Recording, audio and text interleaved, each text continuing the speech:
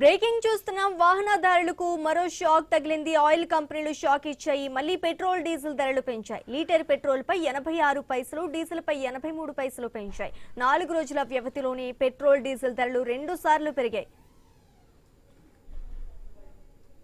హైదరాబాద్ లో litre petrol ధర 111 రూపాయల 77 పైసలకు, డీజిల్ రేటు 99 రూపాయల 89 పైసలకు చేరింది. విజయవాడలో లీటర్ పెట్రోల్ ధర 114 రూపాయలు 48 పైసలకు, డీజిల్ రేటు 102 రూపాయల 17 పైసలకు చేరింది. ఢిల్లీలో లీటర్ పెట్రోల్ ధర 98 రూపాయల 63 పైసలకు, డీజిల్ రేటు 91 రూపాయల 50 పైసలుగా ఉంది. 4 రోజుల క్రితం లీటర్ పెట్రోల్ డీజిల్ ధరలు 3 రూపాయలు పైగా పెరిగాయి. పశ్చిమాసియాలో కొనసాగుతున్న సంక్షోభం నేపథ్యంలో ప్రపంచ వ్యాప్తంగా ముడి ఆయిల్ ధరలు పెరిగాయి. 2022 ఏప్రిల్ నుంచి పెట్రోల్ డీజిల్ ధరలు దాదాపు మారలేదు.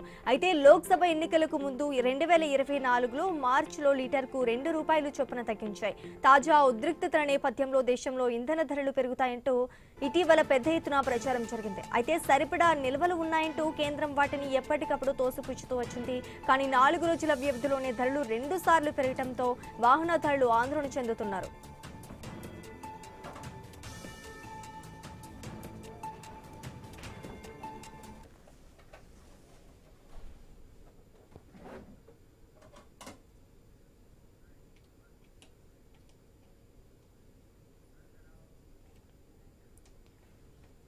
వాహనదారులు మరోసారి ఆయిల్ కంపెనీలు అయితే షాక్ ఇచ్చినట్టు తెలుస్తోంది. ఇక ఇదే అంశంపై మనతో పాటు డిస్కస్ చేయడానికి అనలిస్ట్ మధుసూదన్ రావు గారు అయితే ఉన్నారు.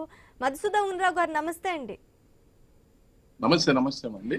4 రోజుల వ్యవధిలోనే 2 సార్లు పెట్రోల్ డీజిల్ ధరలు పెంచడానికి గల కారణాలు ఏంటి? దీనికి మీరే ఉంటారు? దీనికి కారణాలు చాలా ఉన్నాయి. ప్రధానంగా ఇరాన్, అమెరికా, ఇజ్రాయెల్ సంబంధించినటువంటి వార్ ఈ హర్మోజ్ జలసంధి మీద పడుతున్నది. ఈ హర్మోజ్ జలసంధి ద్వారా మనకు దాదాపుగా 60-70% ఆ ప్రాంతం నుంచి మనకు క్రూడ్ ఆయిల్ రావాల్సి వస్తుండేది ఎప్పటికీ. కానీ ఇవాళ యుద్ధ ప్రభావం వల్ల ఈ మిడిల్ ఈస్ట్ మొత్తం కూడా ఉద్రిక్తతలు ఉండడం మూలంగా ఈ యొక్క ట్రాన్స్పోర్టేషన్ మొత్తం కూడా ఎక్కడికక్కడ ఆగిపోయింది. అది కూడా అడపా అప్పుడొక షిప్ మన దేశానికి రావడం అనేది జరుగుతూ ఉన్నది. తద్వారా ఇక్కడ ఈ క్రైసిస్ అంటే మనకు ఇక్కడ ధరలు విపరీతంగా పెరిగిపోవడము, అక్కడ బ్యారెల్ ధర కూడా 110-111 ఆ విధంగా బ్యారెల్ ధర పెరుగుతా ఉన్నది. అది కూడా మన ఈ ధరల పెరుగుదలకు ఒక కారణమైంది. అదేవిధంగా రష్యా నుంచి కూడా మనకు వస్తున్నటువంటి ఆయిల్ కూడా చాలా దూరం నుంచి వస్తున్న సందర్భం. ఇవి అంత సప్లై అవుతున్నప్పటికీ కూడా క్రూడ్ ఆయిల్ ధరలు ప్రపంచ మార్కెట్ లో ధరలు పెరగడం వల్ల తప్పనిసరి పరిస్థితుల్లో మనము ఈరోజు మన దేశంలో ధరలు పెంచుకోవాల్సిన అవసరం ఏర్పడ్డది. కారణం ఏంటంటే విదేశీ మారక ద్రవ్య నిల్వలు మన దగ్గర దాదాపు $700 బిలియన్ ఉన్నవి. వాటి ద్వారానే ఇవాళ మనం క్రూడ్ ఆయిల్ పర్చేజ్ అంతా కూడా జరుగుతున్నటువంటి సందర్భం. అవి కూడా తగ్గుతున్నటువంటి పరిస్థితి ఉందని చెప్పి కేంద్ర ప్రభుత్వాలు నివేదికలు తెలియజేస్తా ఉన్నాయి. కాబట్టి వాటిని కూడా మనం కాపాడుకోవాల్సినటువంటి బాధ్యత, అంటే డాలర్ రూపాయికి సంబంధించి ఘోరంగా మన రూపాయి పతనమైంది. కాబట్టి ఇవన్నీ కూడా క్రూడ్ ఆయిల్ మీద ఎఫెక్ట్ పడుతుంది. తద్వారా ఈ డాలర్ రూపాయి సమానం చేసుకోవడానికి ఈ యొక్క విదేశీ మన ఇంటర్నేషనల్ లెవెల్ క్రూడ్ ఆయిల్ ధరలు పెరగడాన్ని కొంతవరకు మనము ఈ కంపెనీలు, ఆయిల్ కంపెనీలు ఏవైతే మనకు ప్రధానమైన 3 oil companies, Indian oil corporation, Hindustan, Bharat petroleum సంబంధించినటువంటి ఈ 3 కంపెనీలు కూడా నష్టాల బారిన ఉన్నాయి. కాబట్టి వీటిని నష్టాల నుంచి బయటికి కూడా తీసుకురావాల్సినటువంటి బాధ్యత ప్రజల మీద ఉంటుంది, ప్రభుత్వం మీద ఉంటుంది. కాబట్టి ప్రభుత్వము ఈ నష్టాలను పూడ్చుకోవడానికి, విదేశీ మార్గ ద్రవ్య నిల్వలను కాపాడుకోవడానికి తప్పనిసరి పరిస్థితుల్లో రేటులో వేరియేషన్స్ అనేవి వస్తూ ఉంటే ఖచ్చితంగా ధరలు పెంచుకోవాల్సిన పరిస్థితి ఏర్పడుతుంది. గతంలో మనము అప్పుడు ఇండియా గవర్నర్ కూటమి ఉన్నప్పుడు 2014 పూర్వము ధరలు స్టాగ్నేట్ ఉండేది, తక్కువ ధరలో ఇచ్చిన మనం నష్టాలు అంటే కంపెనీలు విపరీతమైనటువంటి లక్షల కోట్ల నష్టానికి కంపెనీలు వెళ్ళిపోయినాయి. అంటే కంపెనీలు నడిపించలేనటువంటి, అంటే క్రూడ్ ఆయిల్ వచ్చిన తర్వాత దాన్ని రిఫైన్ చేసి దాంట్లో పెట్రోల్, డీజిల్, వీళ్ళు ప్రొడక్ట్స్, ఎల్పిజి ఇవన్నీ తీసేటువంటి పరిస్థితుల్లో ఖర్చులు ఎక్కువైపోయిన తర్వాత పెట్టిన పెట్టుబడులకు సంబంధించి ఈ మార్కెట్ లో మనం అమ్ముతున్నటువంటి సందర్భంలో రికవరీ లాస్ అనేది ఉంటుండే. అంటే మనకు పెట్టుబడి ఎక్కువ అవుతుండే, మనం అమ్మినప్పుడు ధర తక్కువ అవుతుండే. తద్వారా కంపెనీలు నష్టపోయిన అప్పుడు 2014 వరకు. తర్వాత 2014 తర్వాత మనం రష్యా నుంచి ఎక్కువ సంఖ్యలో క్రూడ్ ఆయిల్ తీసుకురావడం వల్ల, మనకు ధర తగ్గడం వల్ల, ఇవన్నీ అదే రేటుని మనం కంటిన్యూ చేయడం తోటి అత్యధిక లాభాలు ఆ రోజుల్లో కంపెనీస్కి వచ్చినాయి. అయితే కొంతమంది విమర్శకులు ఏమంటారంటే అప్పుడు మరి ధరలు తగ్గినప్పుడు మీరు ఎందుకు ధరలు తగ్గించలేదు అనేటువంటి కామెంట్స్ కూడా వస్తూ ఉంటాయి. కారణం ఏంటంటే ధరలు తగ్గినప్పుడు మన అంతకుముందు చేసినటువంటి లక్షల కోట్ల అప్పులు ఏవైతున్నాయో వాటిని అంటే ఈ కంపెనీలను కాపాడుకోవాల్సినటువంటి బాధ్యత దేశ పౌరుల మీద ప్రజల మీద ఉంటది కాబట్టి వచ్చినటువంటి ఆ సొమ్ము ఏదైతుందో తద్వారా ఆ అప్పులను తీసుకునేటువంటి ప్రయత్నం మధుసూదన్ చేసినాం. రావు గారు, మరి అదే విధంగా వారం వారం ఇలా ఇంధన ధరలు పెంచుకుంటూ పోయే అవకాశం కూడా ఉందంటారా? తప్పదు. ఎందుకనంటే ఇంటర్నేషనల్ మార్కెట్ లో విపరీతంగా మనకు సప్లై డిమాండ్ పెరిగిపోయింది. మరి ప్లస్ ట్రాన్స్పోర్టేషన్ అనేది చాలా కష్టసాధ్యమైంది. మన నిల్వలు కూడా తగ్గేటువంటి అవకాశం ఉన్నది. అయినప్పటికీ దేశము రష్యా నుంచి, వెనిజులా నుంచి, అక్కడి నుంచి, ఇక్కడి నుంచి చాలా ప్రయత్నం చేసి తీసుకొస్తున్నటువంటి సందర్భంలో ఈ వ్యయం ఎక్కువ పడుతుంది. అంటే కంపెనీస్ మీద భారం ఎక్కువ పడుతుంది కాబట్టి ఈ ధరల్లో కొంత పెంచుకునేటువంటి రూపాయి, ₹2, మొన్న ₹3 పెంచారు, ఇవాళ 90 పైసలు పెంచారు.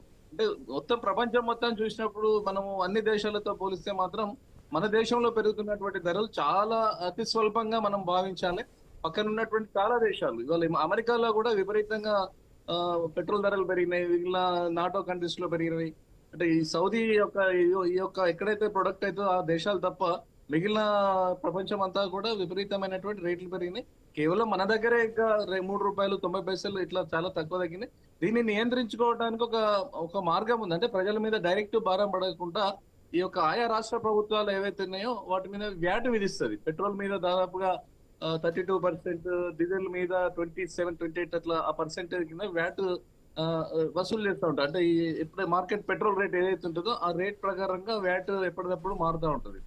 ఆ వ్యాట్ దాదాపుగా ఒక లీటర్ మీద ₹10, ₹11 అంటే ఇట్లా భారం పడుతుంటది. అంటే ఒక్కొక్క వినియోగదారు మీద ఆ కంపెనీస్ ఇచ్చినటువంటి డీజిల్, పెట్రోల్ వాళ్ళ ఆ రేటు ఫిక్స్ చేసిన తర్వాత ఈ రాష్ట్ర ప్రభుత్వాలు తీసుకునేటువంటి అదనంగా ₹10-11 ఏవైతే ఉన్నాయో వాటిని కొంత తగ్గించినట్లయితే ఇప్పుడు పెరిగిన ఈ ₹3, ₹4 భారము వినియోగదారు మీద పడకుండా మధుసూదన్ రావు గారు, అదే విధంగా మనం ఇంకోటి చూసుకుంటే పెట్రోల్ డీజిల్ ధరలు మరో ₹10 పెరుగుతాయని కూడా ప్రచారం జరుగుతోంది. మరి ఇది ఎంత వరకు జరుగుతుందంటారు? ఖచ్చితంగా పెరిగే అవకాశం ఉందంటారా?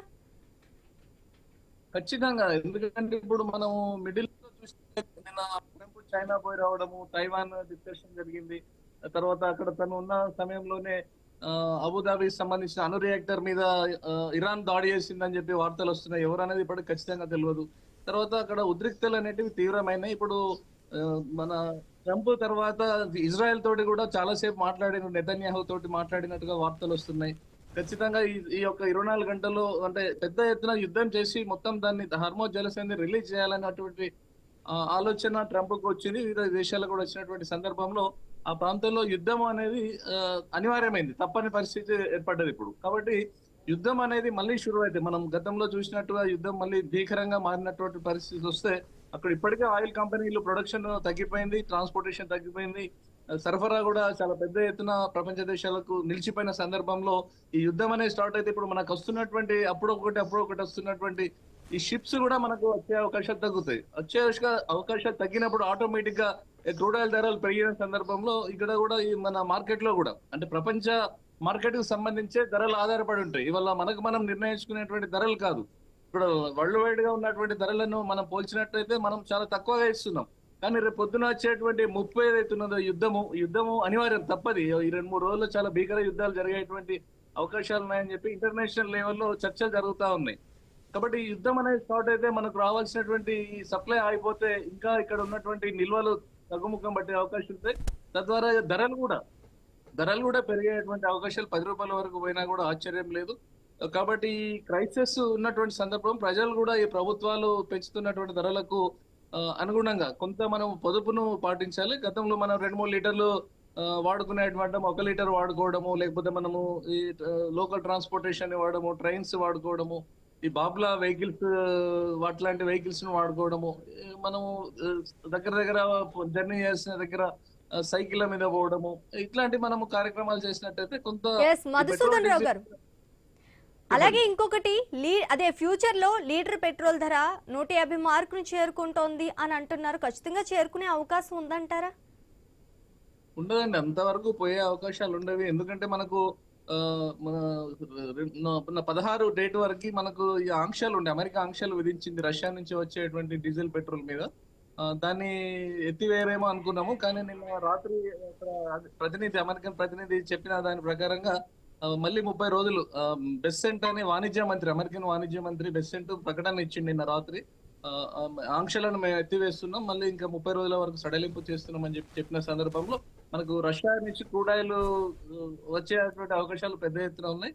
ఆ, కాబట్టి మనకు రష్యా నుంచి వచ్చేటువంటి వెనిజులా కొన్ని ప్రాంతాల నుంచి వివిధ దేశాల నుంచి తెచ్చుకునే ప్రయత్నము మన దేశము దౌత్యనీతి అంటే ఈ దేశానికి సంబంధించి పెద్ద వాడకం ఉన్నటువంటి కంట్రీ కాబట్టి మనది ఈ మన సెంట్రల్ గవర్నమెంట్ కూడా చాలా పెద్ద ఎత్తున ట్రాన్స్పోర్టేషన్ కు అంటే ఇక్కడ కొరత లేకుండా చూసేటువంటి బాధ్యత తీసుకొని ఇవాళ 79 రోజులు అయింది యుద్ధం స్టార్ట్ అయింది. 79 రోజులు అయినప్పటికీ కూడా మనకి ఏనాడు కూడా ఏ వరకు Yes, కొరత yes. రాలే.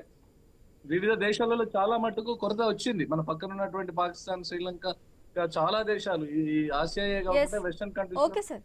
చాలా విమానాలు రద్దయిపోయినటువంటి సందర్భాలు ఉన్నాయి కొన్ని దేశాలలోనైతే. కానీ మన ఈ దేశానికి ఆ పరిస్థితి రాలే. కాబట్టి రేపు యుద్ధము భీకర స్థితికి వచ్చినా కూడా రైట్. మన రష్యా నుంచి వివిధ దేశాలు తెప్పించుకుంటాం కాబట్టి ఈ 150 రూపాయలు పోయేటువంటి పరిస్థితి ఉన్నది. ఎందుకంటే ప్రజల మీద అంత భారము వేయకపోవచ్చు. కాబట్టి అందులో భాగంగానే ప్రధానమంత్రి ఎస్. హైదరాబాద్ ఇప్పుడు ఈ సూచనప్రాయంగా ప్రజలు సిద్ధంగా ఉండాలని మనము ఈసీ ఎలక్ట్రికల్ వెహికల్స్ వైపు వెళ్ళిపోవాలనే ఆలోచనతో వారు చెప్పిన విధానం ఏదైతుందో అది సరైనటువంటి విధానం. కాబట్టి భవిష్యత్తులో మనం అంతా కూడా క్రూడ్ ఆయిల్ ని తగ్గించుకోవాలి, అంటే డీజిల్ పెట్రోల్ ఆధారిత వాహనాలను కూడా తగ్గించుకునే ప్రయత్నం ప్రజలు Yes. చేయాలి. Right, sir. Nature madam. Right, thank you Madhusudan Rao గారు. మరిన్ని అప్డేట్స్ చూసి